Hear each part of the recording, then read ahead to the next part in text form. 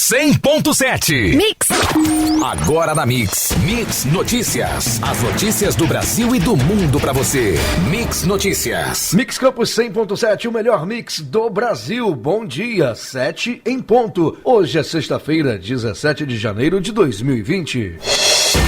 Número 2 da Secom é irmão de administrador da empresa. Se foi ilegal, a gente vê lá na frente, diz Bolsonaro sobre denúncia contra chefe da Secom. Governo publica nova tabela do frete com alta de até 15%.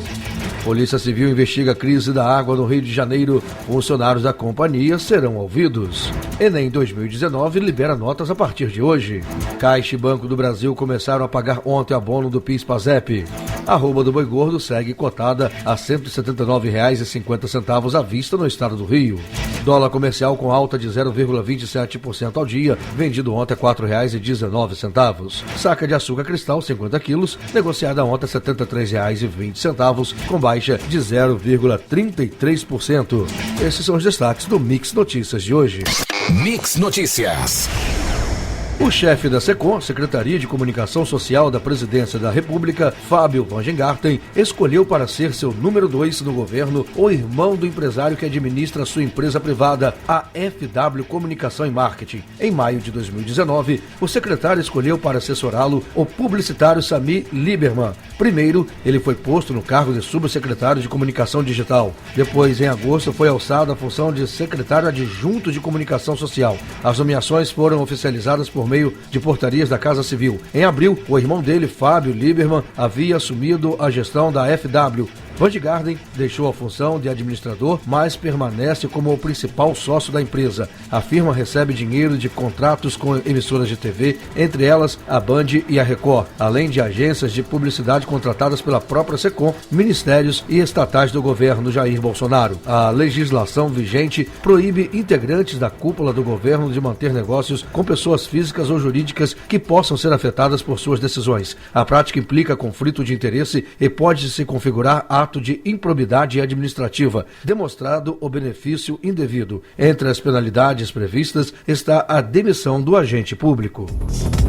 O presidente Jair Bolsonaro afirmou nesta quinta-feira que o chefe da Secretaria Especial de Comunicação Social, a Secom da Presidência, Fábio Vangengarten, continua no cargo. Se foi ilegal, a gente vê lá na frente, mas pelo que eu vi, até agora, tá tudo legal com o Fábio. Vai continuar. É excelente profissional. Se fosse uma porcaria, como tem muitos por aí, ninguém estava falando, disse Bolsonaro ao sair do Palácio da Alvorada. O caso será analisado pelo Conselho de Ética da Presidência da República em reunião ordinária. Mix, o melhor mix do Brasil. Mix. A Agência Nacional de Transportes Terrestres, a ANTT, publicou nesta quinta-feira uma nova tabela com preço mínimo para os fretes. Com as alterações, o piso do frete aumentou de 11% a 15%, segundo informações da agência. A nova tabela entra em vigor na próxima segunda-feira, dia 20. A tabela do frete foi criada em 2018 pelo governo do ex-presidente Michel Temer, após a greve dos caminhoneiros, que bloqueou estradas e gerou uma crise de abastecimento no Brasil por mais de uma semana. A criação era uma das principais reivindicações da categoria. Entidades que representam o agronegócio e indústria são contra a tabela, que terá constitucionalidade ainda analisada pelo STF. Uma versão anterior da norma, editada em julho do ano passado, gerou forte reação de caminhoneiros, que ameaçaram fazer mais uma paralisação nacional.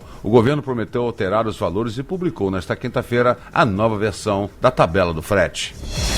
A Polícia Civil do Rio de Janeiro abriu um inquérito para investigar como e por que a água da SEDAI chegou às casas do Grande Rio com gosto e cheiro de terra. A investigação está a cargo da Delegacia de Defesa de Serviços Delegados, que esteve no fim da manhã de ontem nas instalações do complexo que limpa a água do Guandu. O objetivo da delegacia é entender se houve sabotagem ou se a turbidez da água ocorreu por causas naturais, a despeito do que declarou nesta quarta-feira o presidente da companhia. Estamos considerando sim o posicionamento do presidente da SEDAI, mas nós precisamos saber em que pé as coisas estão para levar tranquilidade à população fluminense, disse o delegado Júlio Filho. Mix Notícias. Os quase 4 milhões de participantes do Enem 2019 terão acesso às notas que obtiveram na avaliação a partir de hoje, sexta-feira, dia 17. Para acessar os resultados, é preciso informar na página do participante o CPF e a senha cadastrados na hora da inscrição. No exame Desde já, os estudantes podem se preparar para conferir as notas. Aqueles que não lembram a senha podem recuperá-la no próprio sistema. É possível acessar o resultado também pelo aplicativo do Enem. Para acessar as notas na página do participante, o ENEP, responsável pela aplicação do exame, divulgou um passo a passo. Ao entrar na página, logo aparece a Nanda, uma personagem digital com uma pergunta. Para avançar, é preciso responder ao desafio. Isso é feito para evitar o acesso de robôs. Com os resultados, os estudantes poderão concorrer às vagas no ensino superior público pelo Sistema de Seleção Unificado, SISU, as bolsas em instituições privadas pelo programa Universidade para Todos, o ProUni, e participar do Fundo de Financiamento Estudantil, FIES. O pagamento do abono salarial do Programa de Integração Social, PIS, do calendário 2019-2020 para os trabalhadores nascidos no mês de janeiro e fevereiro começou nesta quinta-feira, ontem, dia 16. De acordo com a Caixa, os valores variam de R$ 87 a R$ 1.039, conforme a quantidade de dias trabalhados durante o ano base 2018. Os titulares com conta individual na Caixa e cadastro atualizado receberam o crédito automático antecipado na terça-feira, dia 14. Segundo a instituição, são mais de 3.600.000 trabalhadores nascidos em janeiro e fevereiro, totalizando 2 bilhões e 600 milhões de reais em recursos injetados na economia. Os servidores públicos cadastrados no Programa de Formação do Patrimônio do Servidor Público PASEP, com dígito final de inscrição 5 e 6, recebem também a partir de hoje. O pagamento é feito pelo Banco do Brasil. No caso do PIS, os pagamentos são escalonados conforme o mês de nascimento do trabalhador e tiveram início em julho de 2019, com os nascidos naquele mês. O prazo final para o saque do abono salarial do calendário de pagamento 2019-2020 é 30 de junho deste ano. Mix. O valor máximo das parcelas do seguro-desemprego passou a ser de R$ 1.813,03 desde o último dia 11. O benefício máximo aumentou em R$ 77,74 em relação ao valor antigo e será pago aos trabalhadores com salário médio acima de R$ 2.666,29. Os novos valores do seguro-desemprego estão valendo desde a divulgação do INPC de 2019, na semana passada, que ficou em 4,48%. Os valores valem para os benefícios que ainda serão requeridos e também para os que já foram liberados. Nesse caso, serão corrigidas as parcelas que faltam e que foram emitidas a partir da entrada em vigor do reajuste. O valor recebido pelo trabalhador demitido depende da média salarial dos últimos 3 meses anteriores à demissão. No entanto, o valor da parcela não pode ser inferior ao salário mínimo vigente, que é de R$ 1.039.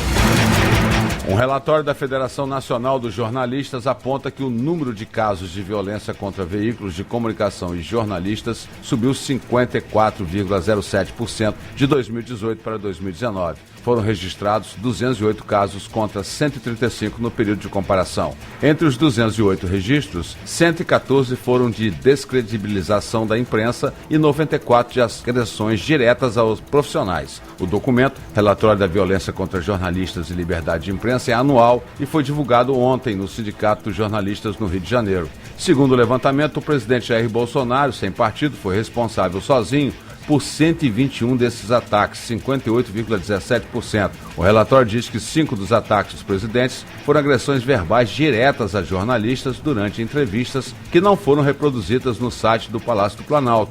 O levantamento inclui este ano a descredibilização da imprensa, que é uma tentativa de questionar a credibilidade da informação. O item foi criado por causa dos ataques sistemáticos à imprensa e aos jornalistas feitos por Bolsonaro. Foram 114 casos. Mix Notícias. O presidente iraniano afirmou ontem, quinta-feira, dia 16, que o seu país está enriquecendo mais urânio do que antes da assinatura do Acordo Nuclear de 2015. Ele não especificou se isso significa que seu país produz atualmente uma quantidade maior de urânio enriquecido em comparação com o estágio anterior à conclusão do tratado, ou se esse enriquecimento foi realizado em um nível superior ao praticado antes de 2015. O tratado determinava que o Irã não poderia superar o limite de armazenamento de urânio de 300 quilos e o nível máximo de enriquecimento era de 3,67% em troca da suspensão de sanções econômicas. Representantes de Canadá, Ucrânia, Suécia, Afeganistão e Reino Unido afirmaram ontem, quinta-feira, dia 16, que querem que o Irã indenize as famílias das 176 pessoas que morreram depois que um avião caiu ao ser atingido por um míssil do país no dia 8 de janeiro em Teherã. Eles pediram que o país assuma a total responsabilidade pelo incidente. Em comunicado, os representantes dos 5 países disseram ainda que o Irã deve realizar uma investigação internacional minuciosa, independente e transparente, aberta às nações em luto. De acordo com o comunicado divulgado durante o encontro em Londres, o país deve ainda conduzir procedimentos judiciais imparciais contra os responsáveis por atingir o avião. Na terça, dia 14, o Irã anunciou a prisão dos envolvidos na queda da aeronave, mas não disse quantas pessoas foram presas nem os nomes delas.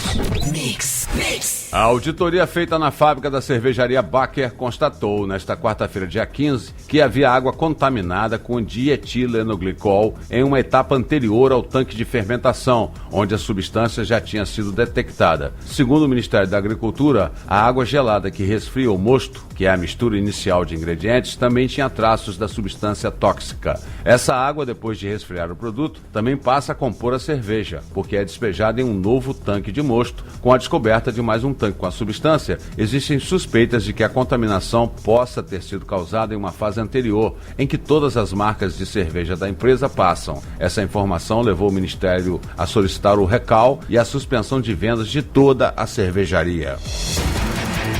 E a Polícia Civil de Minas Gerais confirmou ontem a terceira morte associada à síndrome nefroneural atribuída ao consumo da cervejaria Pilsen, Belo Horizontina, da Baker. Segundo a corporação, trata-se de um homem de 89 anos, morador da capital mineira. Ele estava internado em uma das unidades da rede de saúde Mater Dei, a mesma rede onde morreu na quarta, dia 15, a segunda vítima da síndrome. O corpo da mais recente vítima fatal da síndrome foi encaminhado ao Instituto Médico Legal, onde será submetido a novos exames para auxiliar as autoridades a tentarem estabelecer a causa da morte. O laudo deve ficar pronto em até 30 dias. A suspeita de uma quarta morte causada pela ingestão da cerveja ainda não foi confirmada nem pela Polícia Civil, nem pela Secretaria Estadual de Saúde de Minas Gerais. A Secretaria informou ainda que a mulher, cujo nome não foi divulgado, esteve em Belo Horizonte entre os dias 15 e 21 de dezembro e, de acordo com parentes, consumiu a cerveja Belo Horizontina nesse período. Mix Notícias. O índice de atividade econômica do Banco Central ajustado para o período teve alta de 0,18% em novembro de 2019, comparado a outubro, segundo dados divulgados ontem em Brasília. Esse foi o quarto mês seguido de alta. Na comparação com novembro de 2018, houve crescimento de 1,10% nos dados sem ajustes, por se tratar de períodos iguais. Em 12 meses encerrados em novembro, o indicador teve expansão de 0,90%. No ano, até novembro, houve crescimento de 0,95%. O IBC-BR é uma forma de avaliar a evolução da atividade econômica brasileira e ajuda o Banco Central a tomar decisões sobre a taxa básica de juros, a Selic.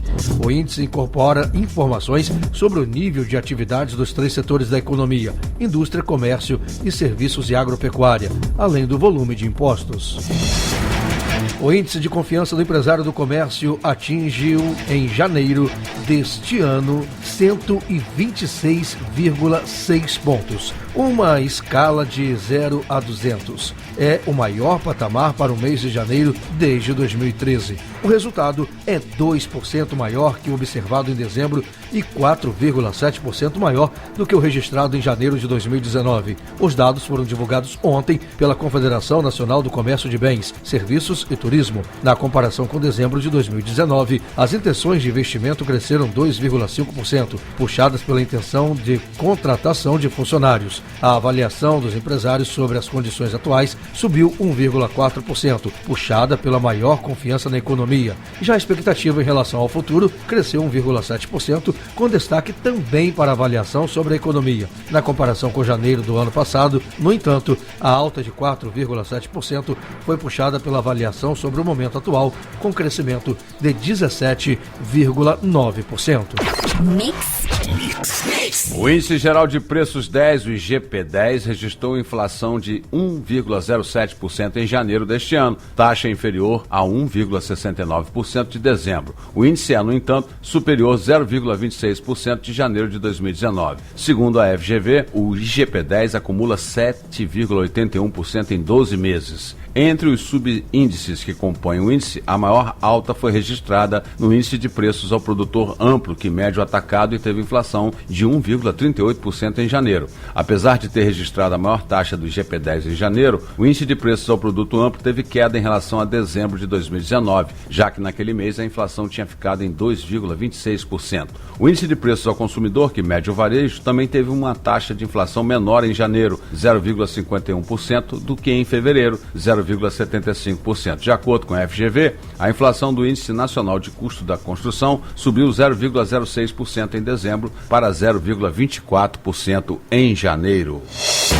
O nível de atividade da economia brasileira registrou crescimento em novembro. É o que indicam os resultados de outubro do Índice de Atividade Econômica do BC, o IBCBR, divulgados ontem pelo Banco Central. O indicador é considerado uma prévia do PIB, que é a soma de todos os bens e serviços produzidos no país e serve para medir a evolução da economia. O IBCBR apresentou uma expansão de 0,18% em novembro na comparação com o mês anterior. O resultado foi calculado após ajuste sazonal, uma espécie de compensação para comparar períodos diferentes. Na comparação com novembro do ano passado, o índice apresentou crescimento de 1,10%. Mix Notícias.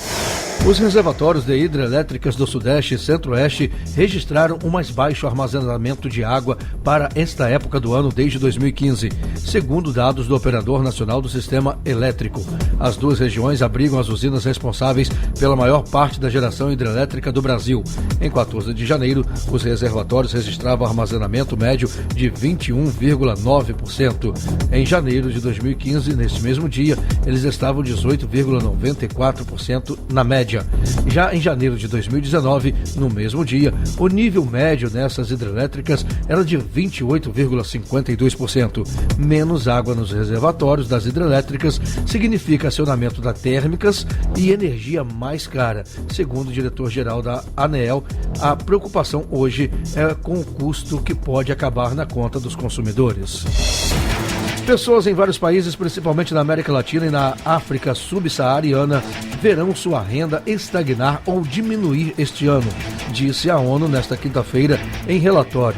Uma década após a crise financeira, a economia global permanece lenta e as tensões comerciais e geopolíticas podem prejudicar ainda mais a recuperação, disse a ONU.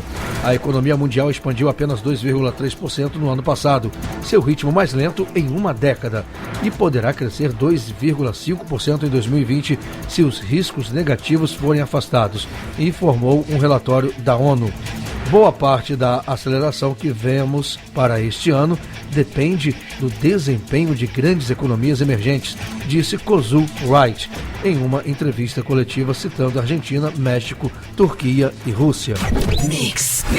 Mesmo com estímulos ao pagamento de dívidas, com mutirões de renegociação, juros menores e liberação de recursos do FGTS, o percentual de famílias endividadas alcançou o nível recorde em dezembro, segundo o levantamento da Confederação Nacional do Comércio. No mês passado, 65,6% tinham tomado crédito no cartão por meio de empréstimo pessoal ou financiamento. A parcela de famílias inadimplentes chegou a 24,5% em dezembro, contra 22,8% do mesmo período de 2018. O consumo das famílias é a principal mola da economia e representa quase 2/3 do PIB. Para evitar que a inadimplência se torne um entrave à retomada da atividade este ano, os economistas afirmam que é necessária a continuidade da agenda de reformas e de atração de investidores.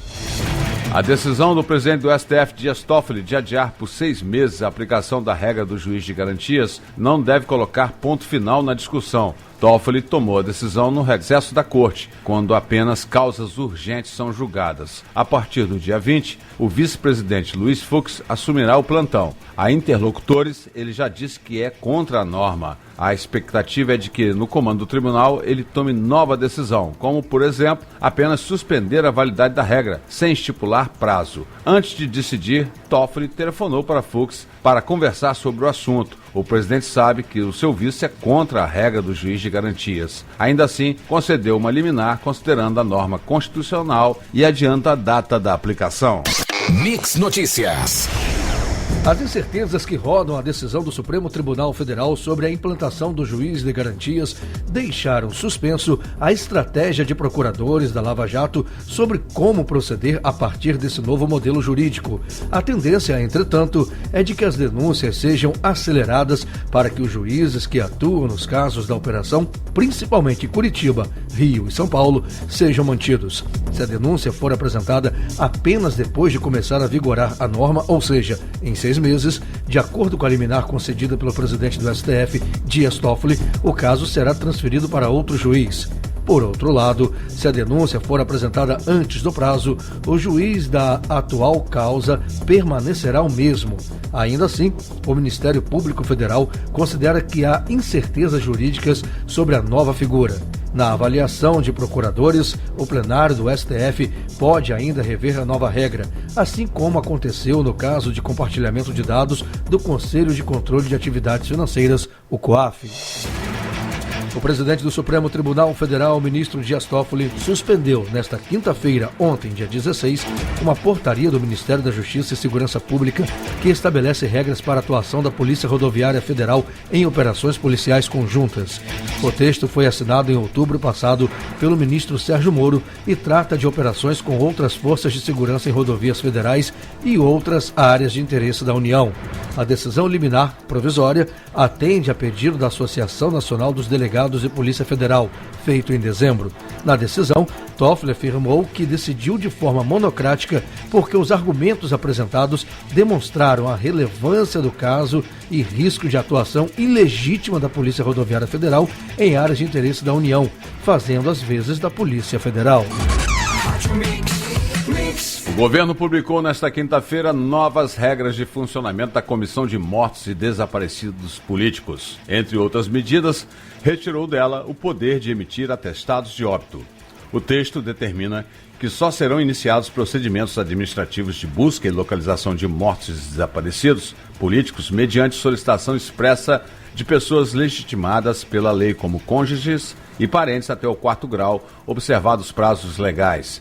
A ex-presidente da Comissão sobre Mortos e Desaparecidos Políticos, Eugênia Augusto Gonzaga, disse que sempre foi dever do Estado tomar a iniciativa de procurar e entregar os corpos de desaparecidos políticos. Ela afirmou que, se aplicado o novo regimento, não há mais como as famílias fazerem novos pedidos de busca de corpo. O presidente Bolsonaro voltou a defender nesta quinta-feira que as usinas passem a entregar o etanol diretamente aos postos de combustível. Em transmissão ao vivo em redes sociais, o presidente disse que a previsão é que, sem a necessidade de passar por um distribuidor, o valor do etanol cairá ao menos 20 centavos por litro. Horas antes, Bolsonaro havia recebido em seu gabinete produtores de etanol do Nordeste, que defenderam a venda direta. O presidente voltou a dizer que está trabalhando para que a Câmara e o Senado revoguem uma resolução da ANP que obriga os usineiros a entregarem o combustível a uma distribuidora. Você ouviu Mix Notícias.